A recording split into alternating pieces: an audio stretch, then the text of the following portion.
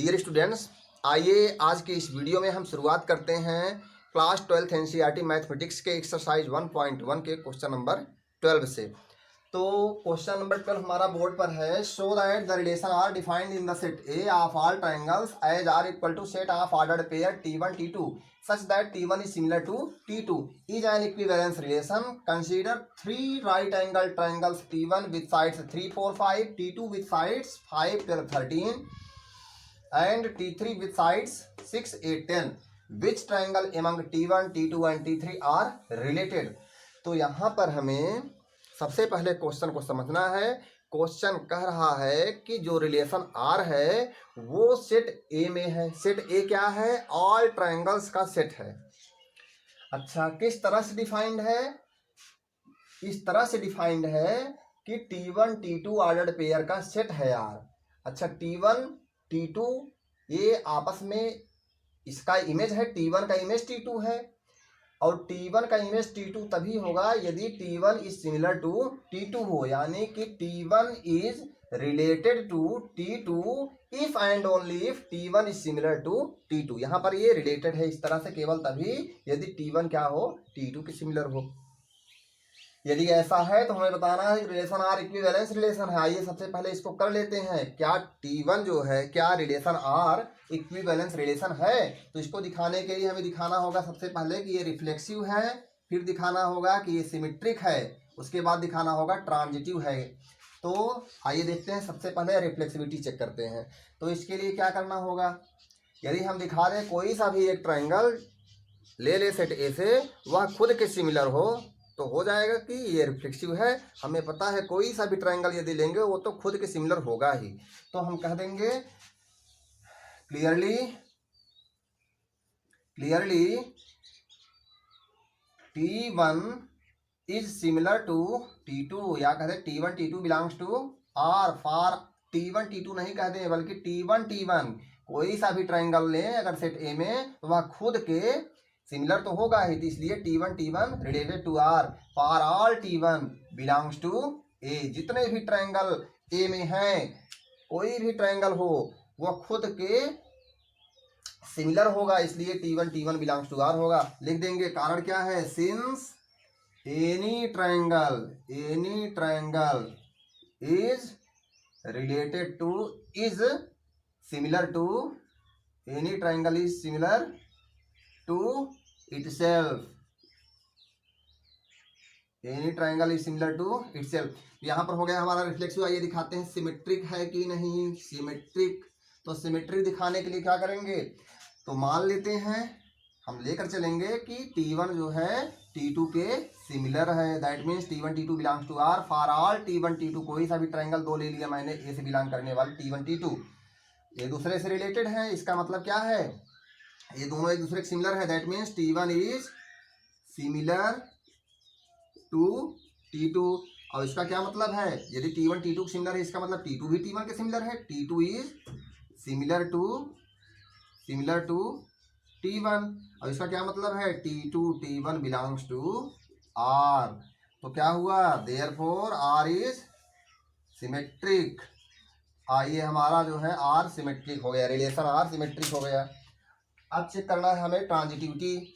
आइए transitivity check कर लेते हैं। तो ट्रांजिटिव भी तो होगा, क्यों? क्योंकि यदि एक ट्रायंगल दूसरे के सिमिलर, दूसरा वाला तीसरे के सिमिलर, इसका मतलब पहला तीसरे के सिमिलर है। आइए चेक करते हैं ट्रांजिटिविटी। ट्रांजिटिविटी में क्या करेंगे? Let T1 triangle T1 T2 belongs to R and T2, T3 belongs to R for every T1 T2 T3 belongs to A। तो क्या हुआ इसका मतलब? T1 T2 belongs to R means T1 is similar to T2 and T2 is similar to T3। और इसका क्या मतलब? T1 similar to T2 का मतलब क्या हुआ?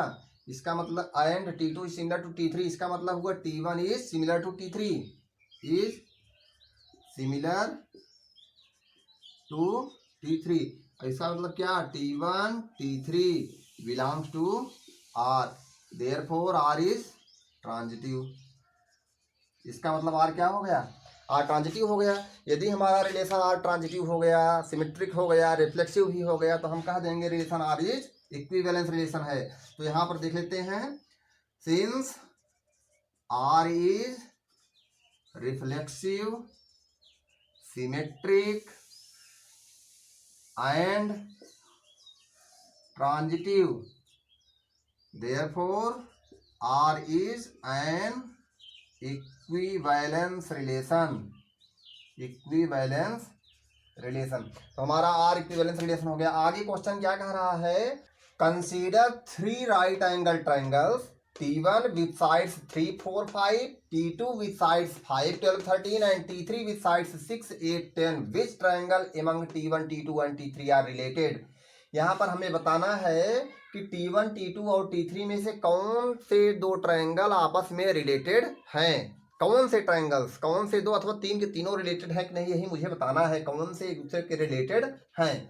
तो आइए देखते हैं। हमें पता है कि T1 is related to T2 if and only if T1 is similar to T2, यानी कि एक ट्रायंगल दूसरे से रिलेटेड तभी होता है यदि वो एक दूसरे क्या हो, सिमिलर हो। आइए चेक करते हैं कौन से दो ट्रायंगल आपस में सिमिलर हैं, उनकी साइड्स दिए गए हैं। तो हमें पता है 10th में हम लोगों ने पढ़ा है कि दो ट्रायंगल आपस में सिमिलर तभी होते हैं यदि उनके करस्पॉन्डिंग साइड्स के रेशियो क्या हो, इक्वल, चाहे कह दें उनके करस्पॉन्डिंग साइड्स प्रोपोर्शन में हो। तो यहाँ पर आइए दिखा देते हैं कि करस्पॉन्डिंग साइड्स के रेशियो किसके इक्वल हैं और किसके नहीं हैं। जिन दो के इक्वल नहीं होंगे उन दोनों कह देंगे सिमिलर नहीं है, यानी कि एक दूसरे से रिलेटेड नहीं है। और जिन दोनों के करस्पॉन्डिंग साइड्स के रेशियो इक्वल हो जाएंगे कह देंगे वो दोनों क्या है, आपस में सिमिलर हैं, यानी कि एक दूसरे से रिलेटेड है। आइए देखते हैं। तो हमें पता है, एक बार T1 के अगर साइड्स को ले लें हम, आप देख लीजिए यहाँ पर T1 के साइड्स को लीजिए 3, 4, 5 और T2 के साइड्स को जरा लीजिए 5, 12 और 13। जरा इनके रेशियो को चेक कर लीजिए, करस्पॉन्डिंग साइड्स के रेशियो क्या 3/5, 4/12 के इक्वल है, कभी नहीं। 12 3 जा 36, 5 4 जा 20, कहाँ इक्वल है, यानी कि इनके करस्पॉन्डिंग साइड्स के रेशियो इक्वल नहीं है। T1 और T2 के करस्पॉन्डिंग साइड्स के रेशियो इक्वल नहीं है, यानी कि दूसरे के सिमिलर नहीं है। इसका मतलब हुआ T1 T2 is not related to each other, that means T1 is not related to T2। तो यहाँ पर यदि हम T1 और T3 की बात कर लेता है, T1 और T3 की, आइए देख लेते हैं। 3, 4, 5 T1 के साइड से हो गए और T3 के साइड से कौन है, 6, 8 एंड 10। जरा यहाँ पर साइड्स के रेशियो देख लीजिए आप, क्या आ रहा है, 3 2 जा 6, 4 2 जा 8, 5 1 जा 5, 5 2 जा 10, दैट मीन्स कॉमन, यानी कि रेशियो सेम आ रहा है। कौन सा रेशियो आ रहा है, 1/2 का रेशियो है इन सब के साइड्स में, यानी कि करस्पॉन्डिंग साइड्स का रेशियो क्या आ रहा है, 1/2। तो हम कह देंगे T1 T3 से रिलेटेड है। हमें पता है कि यदि T1 T2 से रिलेटेड नहीं है और T1 T3 से रिलेटेड है, इसका मतलब T2 T3 से रिलेटेड नहीं होगा। चेक कर लीजिए, आप चेक कर लीजिए, 5/6 इक्वल टू 12/8 होगा क्या, देख लीजिए 5/6 इक्वल टू 12/8 हो रहा है, कभी नहीं होगा। 12 6 जा 72 एंड 8 5 जा 40। तो इस तरह से कहाँ हुआ इक्वल, यानी कि T1 और T2, T1 और T3 ही आपस में रिलेटेड होंगे, यही बात। आइए लिख देते हैं। तो लिख देते हैं क्या, here we observed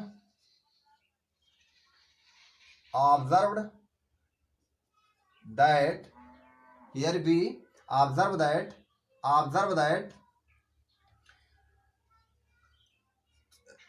ratios of corresponding sides of triangle T1 and T3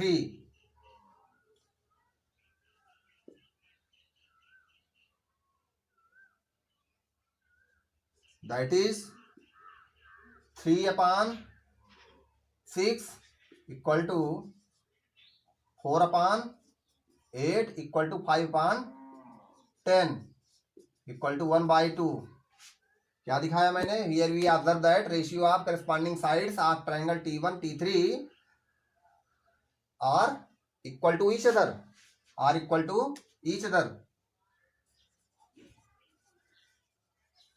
are equal, the ratio of corresponding sides of triangle T1 T3 are equal, that is this. So T1 is similar to triangle T2. T1 is similar to triangle T2. This implies that T1 is related to T2, यानी कि T1 T2 से related है। तो यहाँ पर आपका ये question number 12 solve हुआ। आइए देखते हैं question number 13। So that the relation R defined in the set A of all polygons as R equal to set of ordered pair P1 P2 such that P1 and P2 have same number of sides is an equivalence relation. What is the set of all elements in A related to the right angle triangle T with sides 3, 4 and 5? तो यहाँ पर हमें क्या करना है, सबसे पहला काम करना है रिलेशन आर को, जो कि सेट ए में डिफाइंड है, जो कि सेट ए में है। रिलेशन आर का रिलेशन जो है, आर जो रिलेशन है वो सेट ए में है। तो किस तरह से डिफाइंड है, वो आर से डिफाइंड है इस तरह से कि P1 is related to P2 if and only P1 and P2 have same number of sides. यानी कि पहली बात तो ये है कि जो सेट ए है वो जो है केवल और केवल पॉलीगन्स का सेट है। जितने भी पॉलीगन्स हैं दुनिया भर में, जितने भी पॉलीगन्स हैं सबका सेट है कौन, सेट ए। और दूसरी चीज रिलेशन आर जो है सेट ए से ए में है। ठीक, अब जो है रिलेशन किस तरह से आर डिफाइंड है, दुनिया भर में जितने भी पॉलीगन्स हैं उनमें से यदि दो पॉलीगन ऐसे हैं, कोई से दो पॉलीगन उठा के ले आए, यदि उसमें नंबर ऑफ साइड्स सेम है तो हम कहेंगे first polygon is related to that polygon. जिन दो पॉलीगन में आपस में नंबर ऑफ साइड्स इक्वल हैं तो वो दोनों पॉलीगन एक दूसरे से क्या हैं, रिलेटेड हैं। तो यही है रिलेशन आर, यानी कि हर वो दो पॉलीगन आपस में रिलेटेड होंगे जिन दो पॉलीगन्स के आपस में नंबर ऑफ साइड्स क्या हैं, इक्वल। तो यहाँ पर यही बताया जा रहा है रिलेशन इस तरह, रिलेशन आर इस तरह से डिफाइंड है। और बताना है कि यह रिलेशन आर जो है इक्विवेलेंस रिलेशन है, यानी कि मुझे रिलेशन आर को क्या दिखाना है, रिफ्लेक्सिव, सिमेट्रिक और ट्रांजिटिव। आइए दिखाते हैं कि यह रिफ्लेक्सिव है कि नहीं।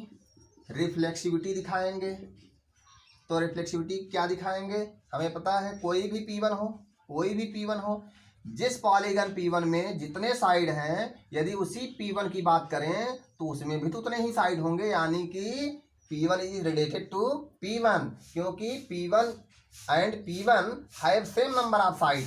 तो लिख देंगे belongs to R for all P1 belongs to A। और यहाँ रीजन क्या देंगे, since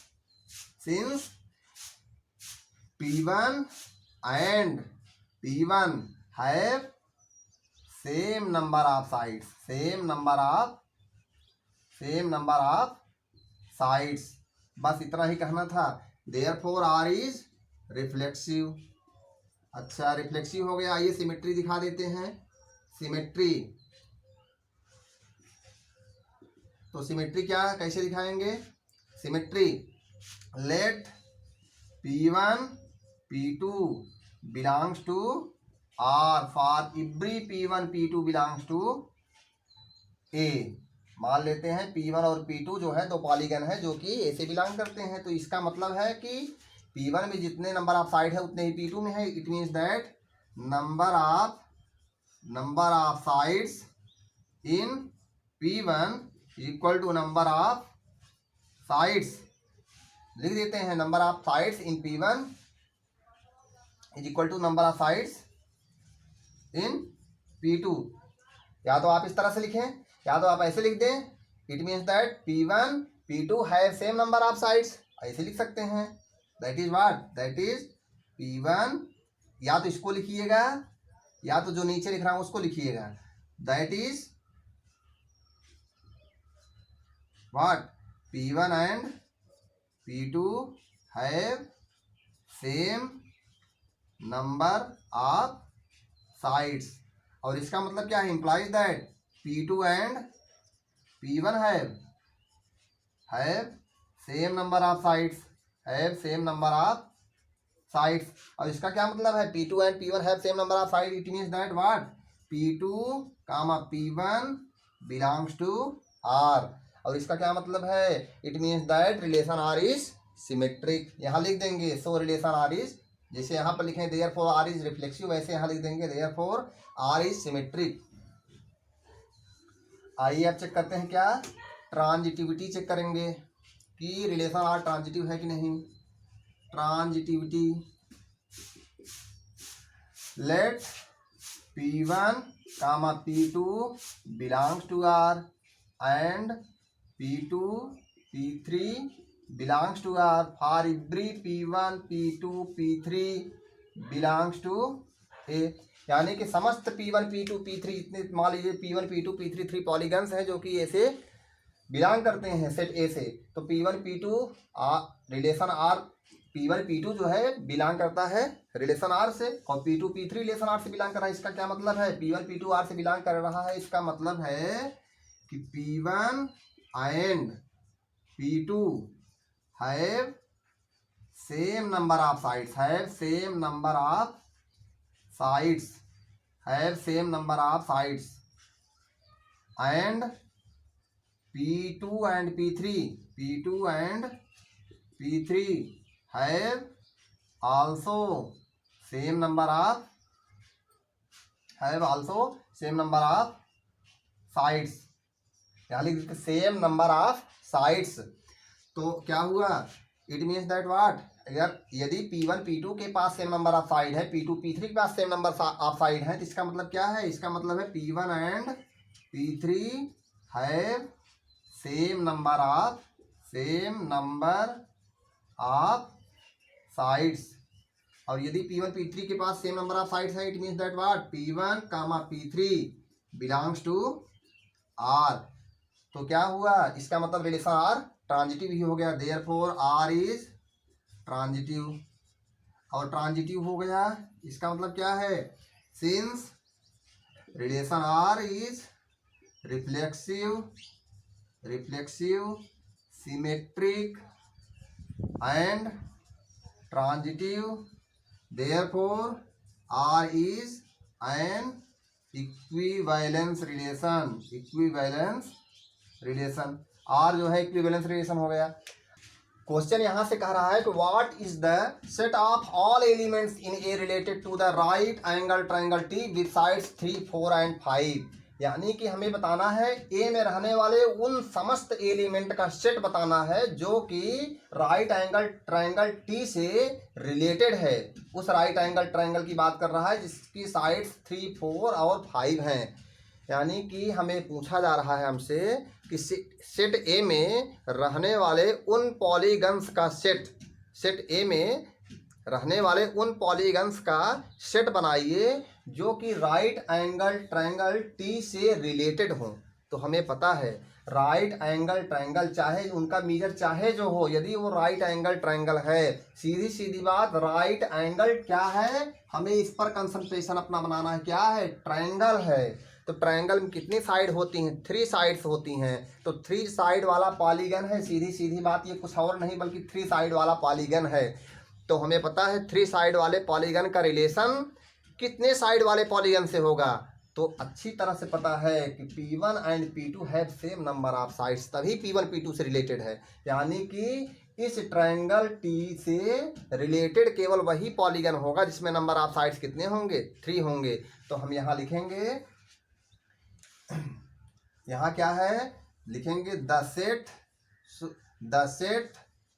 of all elements in A related to the right angled triangle T